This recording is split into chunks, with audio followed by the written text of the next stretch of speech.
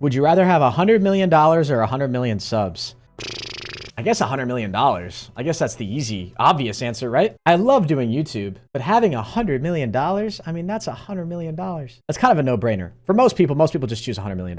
I was gonna try to make the argument that if you had 100 million subs, like maybe you could make $100 million, but like not instantly. It would take you years. Like even the top earning YouTubers, like, you know, like Logan Paul, the Dude Perfect, and the PewDiePies of the world. Oh, I mean, PewDiePie's the only one with 100 million subs, but even him, there's no way he's making close to 100 million a year. He's making a lot. So I'd have to say $100 million.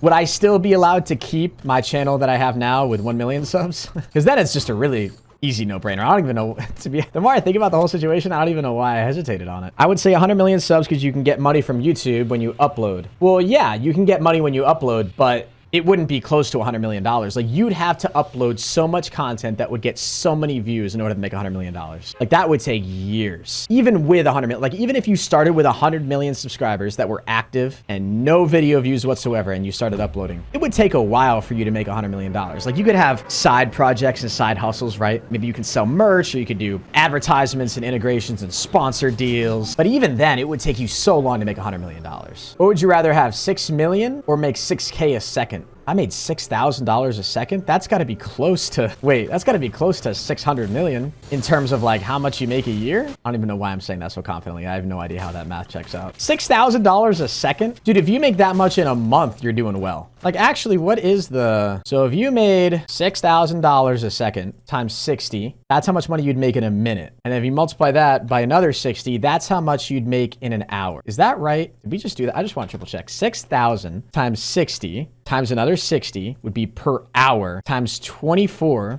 That would be per day. You're already at $600 million.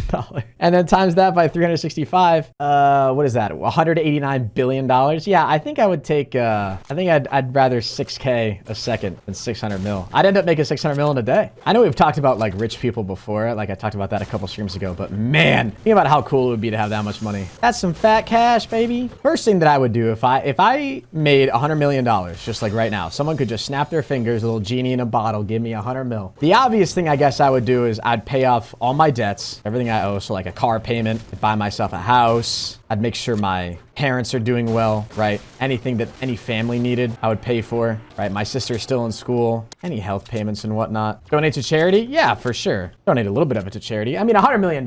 I think we'd all be surprised though at how much or how quickly you could burn through that if you're rich and you just wanted to buy a bunch of stuff. I always find that conversation interesting. Like a lot of people in chat would be like, oh, you would donate some to charity, right? And some people genuinely would. But if you had that much money, you'd buy yourself a lot of cool stuff too. I think it sounds really nice to say, oh, I would donate so much money to charity. And $100 million is far more than anyone would ever need in their entire life. So it's a very reasonable thing to say. I'm simply saying that I think we underestimate as normies, average people, how much we would actually give away if given the opportunity to. Because it's so easy to say that you would if you're not in the situation with $100 million.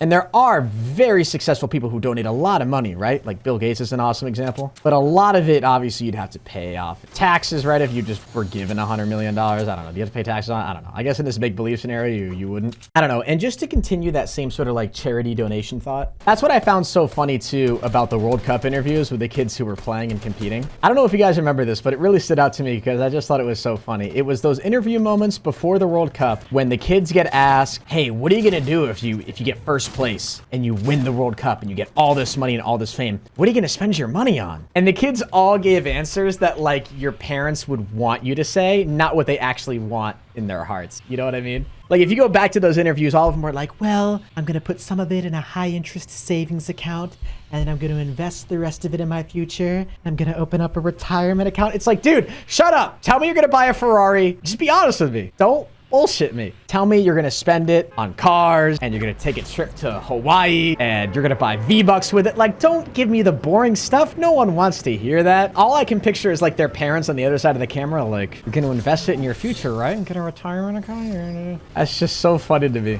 And maybe some of them would invest a little bit, right? But that's not gonna be the answer that's gonna come into a 13-year-old kid's head. That's just not gonna be what you're gonna think. That's not gonna be the first thing you're gonna spend money on. I don't know. I don't blame them though. They probably don't even know what they wanted to spend money on. And it's hard to imagine what it would be like to have that much money too. I have no idea what it would be like. I don't know, chat. If you guys were given $100 million, or let's say $3 million, right? Wasn't that the World Cup prize money? What would you guys spend it on? What would be the first thing you would buy? It would have to be something fun, right? The only acceptable answer for investment would be if you said, I'm going to invest in GameStop or meme stocks. If you said, I'm going to invest in GameStop and Dogecoin, I'd accept it. Everything else is just BS. Trip to the Galapagos, I'd buy a trampoline, buy a house, buy a gaming PC. Yeah, hell yeah. Pay off school loans, right? Yeah, you would get some of that necessary stuff out of the way, but for the purposes of those interviews, I want to know what you're going to spend it on, right? I want to hear the fun stuff. Because the Fortnite World Cup is being watched by a bunch of young kids too. You know what I mean? And again, I want to stress this point. It's very important to be smart with your money, especially when you're young and you're coming into a lot of it. It can be really tempting and it can be easy to be irrational with your spending and waste a lot of it on stuff you don't need, stuff that isn't going to make you anything moving forward. But some of it has to be spent on fun stuff. That's just a rule. I got $3 million, I buy a $3 million PC. Hell yeah, see, we like that honesty. Pay off college tuition, then I go to Dubai. Hell yeah, you would. Yeah, get the highest FPS possible in Fortnite. I don't know. It's an interesting discussion.